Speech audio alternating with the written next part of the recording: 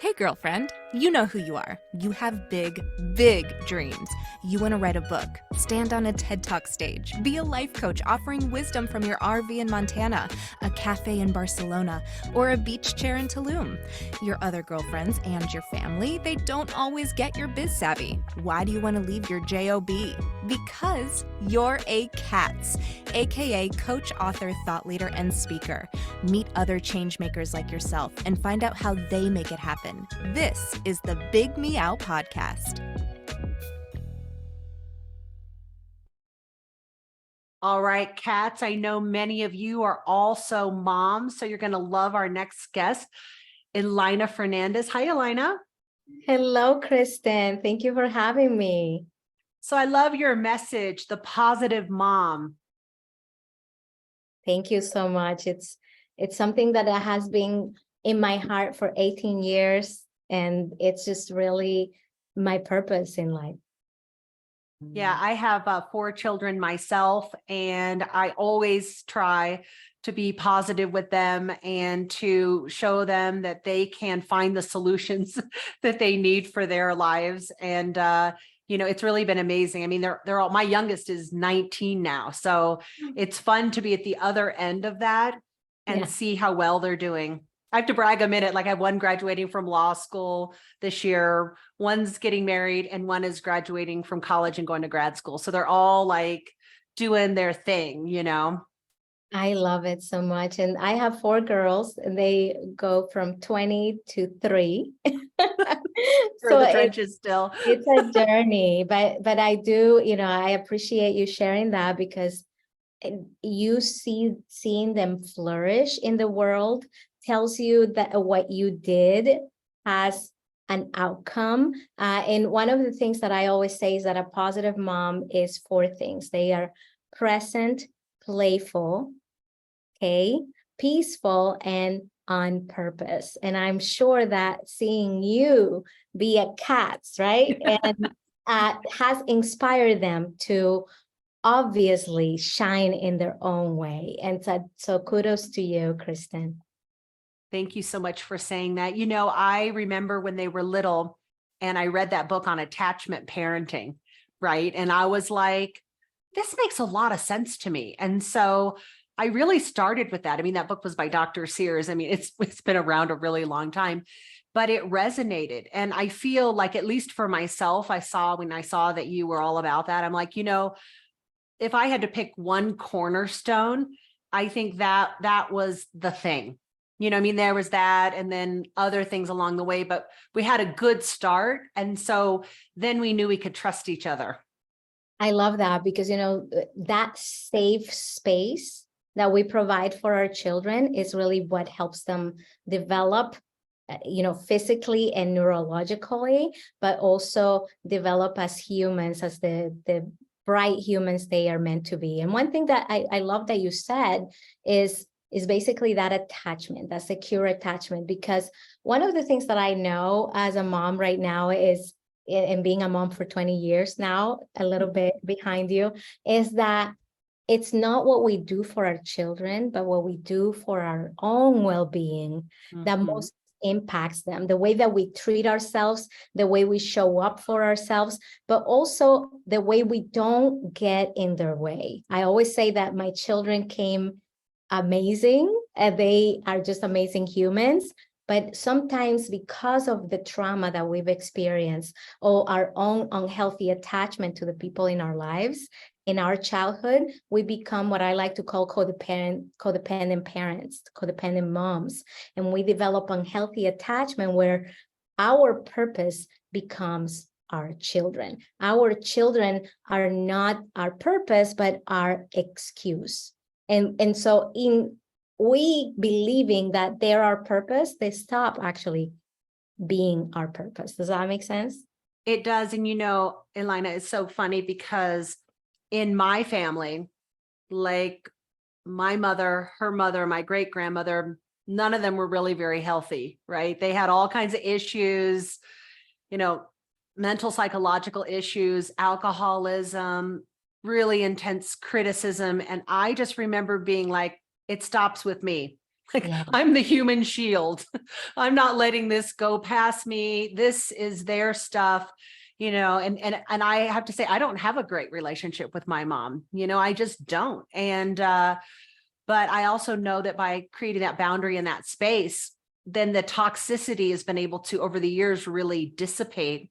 Yeah. And I'm a different mom for my kids than she was for me. And I do feel that what you're saying is we do have a choice. And I've always been an entrepreneur the whole time. And the kids always laugh because, they remember at the dinner table, like I'm doing my podcast from the dinner table, because that was just the time that it had to be on. And they always kind of laugh about some of my crazy entrepreneurial things I've done over the last 20 years. But, that has also inspired them to do creative, bold things that are on their path. So I agree with so much of what you're saying. Absolutely. And, I haven't really had a healthy relationship with my mom until maybe the last 5 years. So I completely relate with you. And that's what my platform is actually about. And one of the main core pillars is breaking cycles. And I love how you said it. It ends with me. But in order to end with us, we need to do the inner work. Oh, absolutely. Yeah. There's a lot of that too, right? Yeah, because we go into it like, oh, you know what? I'm not going to do what my mom did or what her mom did or what her mom did. But then we find ourselves going into that reaction mode because we are responding from trauma and we're not responding from ourselves. And unless we heal that trauma and we go and resolve those memories, we are not able to actually respond in a healthy way or attach to our children in a healthy way. So that's why it's so crucial that we do that inner work. And how you model that for your children, I'm also modeling for mine, because they're also going to have that trauma from others, even if they don't have it at home, from any experience that goes on in their life, they're going to be able to be resilient. And instead of getting post-traumatic stress disorder, they're going to get post-traumatic growth, which is possible only when you have you have a buffer, because everybody goes through adversity. And Kristen, I always say that pain is the common thread of humanity. So we're all going to struggle somehow, and our children will struggle. But when they have that safe space, that peaceful environment, where they have a mother or a parent figure that is doing their inner work, they're going to know to do their own, and they're going to become resilient. Elayna, it's so funny too, because you can't really shield them from everything. I remember when my youngest was 4, I was going through a divorce from their dad. And that was right as I was breaking into the coaching business. So like all I had was this self-published book. I mean, I was a stay-at-home mom. And I'm like going through this divorce. I'm like, how am I going to support these kids? Like, well, I couldn't go back to being a TV news reporter. That just didn't work with the schedule and everything. And I was really having an identity crisis back when they were really little. And it's like, what am I going to do here? It was, and then the process of building my coaching business and the other things that I was offering, it's not like it was all rainbows and lollipops and unicorns. Like there were moments where I was like, man, are we going to figure this out? What's going to happen here? Yeah, I love that you said that. My children have experienced my divorce as well. And it takes a toll took a toll on me, but also on them. And if you look at the CDC, that's considered an adverse childhood experience. And those ACEs, when you predict the trajectories, like, oh yeah, people who have ACEs, they end up having addiction, having post-traumatic stress disorder, or maybe going into the prison system. However, when they get positive childhood experiences, we call PACEs, then they actually fare better than children that have had no adversity whatsoever. So, just the fact that you were there for them and that you were concerned for that helped them be where they are today. So one thing that I want to say to all the moms that are listening right now is that a new model for us is like, if you're worried about your child, if you ever have the thought, am I a horrible mom? Well, I mean, everybody has that thought. I mean, that means that you're not a horrible mom, because right. horrible moms don't worry that they're horrible. No, they're narcissistic and they don't think like that. Exactly. So, usually because of our concern, we are going to do what's right for our child, and our intuition, being tuned into that gut and that intuition system that we have, inner guidance in us, is going to be pivotal, because we're always worried about what they say. And really, I'm going to tell you who they are. They are the voices in our head. Right. The voices in our head from our childhood trauma. So tune into who you are and your intuition. And when you come from a place of love and not fear, you're going to do what's right for your child, because it's just innate for us as mothers. It's a motherhood instinct that we all have. And if we're worrying about it, it's because we are the best mom we can be. I will tell you a realization that I have, just being at the back end of this, where everyone's launching and so forth. There's really two things that I kind of noticed. And one of the things was whatever their interests were, like whatever their natural interests were. Like my youngest son was interested in musical theater in like the 6th grade. And I was like, you should go audition for that, right? You should go do that. In fact, let me help you. Let's get you like a voice coach. Maybe you should go to summer camp for musical theater. And it was hard because, we had to find the resources to do it. But now he's in college, he got a full ride scholarship for musical theater, and he's the star in a lot of these broadcasts. And it's kind of the same thing. It's like, where are your interests, your children's true natural talents and interest? And I never told them they couldn't do it. I'm like, well, somebody's got to do that. Like somebody has to be able to sing and get on the stage. I mean, there's always new people that are doing it. And so why not just follow what your passions are? Because everything else is like not sustainable. Absolutely. I agree with that. That has always also been the case with my oldest daughters, and I see them thriving and shining. And it's not only because I help them identify what those interests are and amplify them and tell them that it's possible, but I'm going to add on to that and saying that they saw me following my passion. Right. And there was probably a little bit of that too. And the cats, I love that, because they saw a community of rocking moms that were doing the same thing and also pouring into them. Because, I don't know if this happens to you, Kristen, but sometimes you tell your child things like 25,000 times that you repeat yourself and they don't get it. And then someone, they even hear it in a movie, or someone somewhere else says, oh, you should do this, or this is that, and click, they get it. I know. A lot of it doesn't come from us directly. And you're kind of like, I guess I won't be getting credit for any of that. Yeah. But surrounding your children with the people that are going to be leaving them and that are believing in themselves, that are, following that path, is really key. I can't stress that enough, because it's not by osmosis that they get that. And it's not just verbal. And I'll add to this that they have different ways of experiencing the world, like learning style, auditory, kinesthetic, visual, but also they have different love languages. Oh, absolutely. And, my second child, he had a learning disability. I mean, a pretty significant one. And so I just used to always tell him, I'm like, that's not necessarily true about you, right? Like, you don't have to take that on. That's not you. And it's funny because, I said two things. I'll just share this one other thing because I do think it's helpful, is, they would do things and they would make mistakes, but, I actually never grounded them. I was like, well, what happened? Let's talk about it, because everything in your life has a consequence. So do you want the consequence? If you go down this path, this is the consequence. And they would think about it and they'd look at their friends having those consequences. And a lot of times, not immediately, but they would just self-correct. Yeah. And because I don't know, that's just not my personality. I'm not a real punisher. And so I just was like, at the end of the day, we wake up with ourselves. We're all driven by our own internal engine. Like we have to live with the consequences of the choices that we make. And, we can't be mom there making decisions for you all the time. And so I just didn't do that.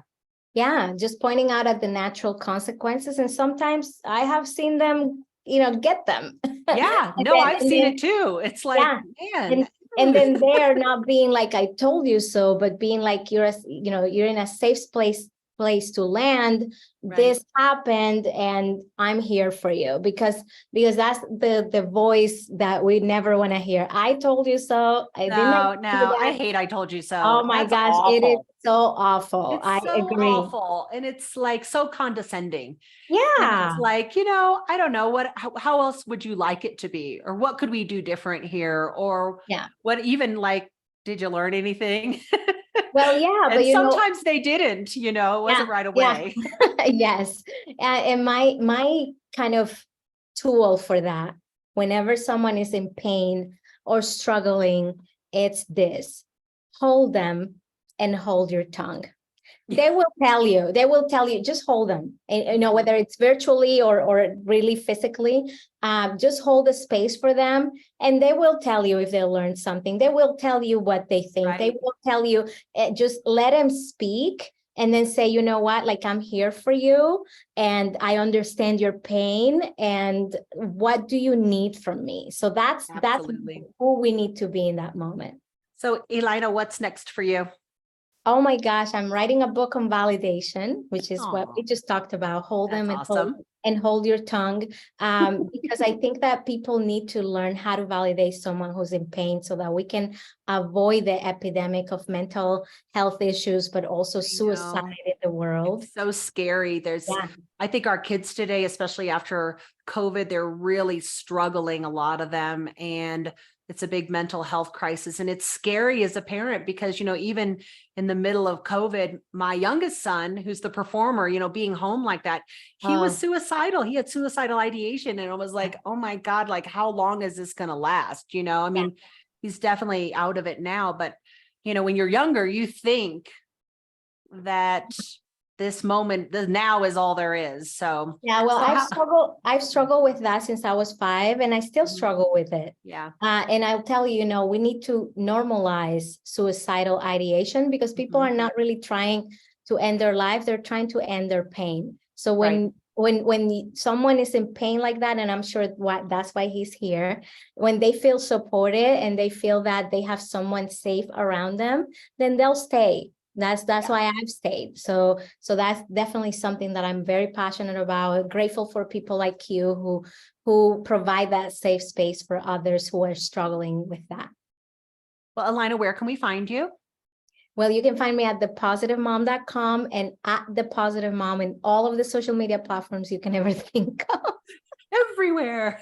Thank you for being on the Big Meow. Thank you for having me, Kristen.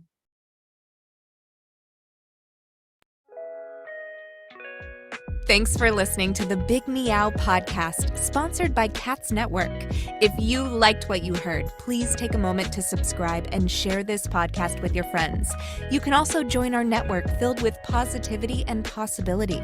Visit www.catsnetworking.com to join us and learn more, together with your magical, motivated, and mystical new friends at Cats Network. Let's transform 1 million lives with your message.